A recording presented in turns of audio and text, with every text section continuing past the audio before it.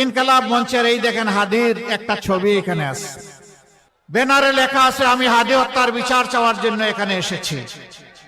আমি কথা দিচ্ছি শুধু হাদি নয়, আবরার ফাহাদ, আবু সাইদ, হাদি সহ তাদের যত সহযোদ্ধা আমাদেরকে জীবন দিয়ে তাদের জীবন জাতির জন্য উপহার দিয়েছে, আমরা তাদের বিচার করব ইনশাআল্লাহ।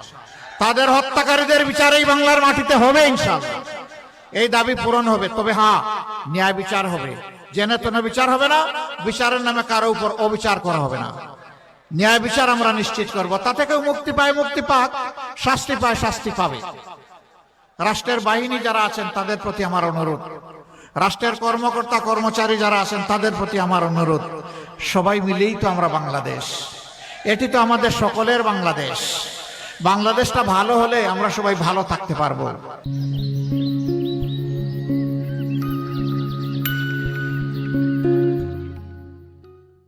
একটা সুষ্ঠু নিরপেক্ষ অবাধ নির্বাচনের জন্য জনগণের যেমন দায়িত্ব আছে, রাষ্ট্রীয় কর্মকর্তা কর্মচারীদেরও সেই দায়িত্ব আছে। আমরা দোয়া করি তারা কোনো দলের নয়, ব্যক্তির নয়, তারা সেদিন হবেন 18 কোটি মানুষের। তারা সেদিন হবে কার? 18 কোটি মানুষের। আর আমি ঘোষণা দিচ্ছি, আমি জামাতে ইসলামের বিজয় চাই না, আমি চাই বাংলাদেশের 18 কোটি মানুষের বিজয়। সেই বিজয়ের অপেক্ষায় থাকলাম, আল্লাহ তাআলা কবুল করুন।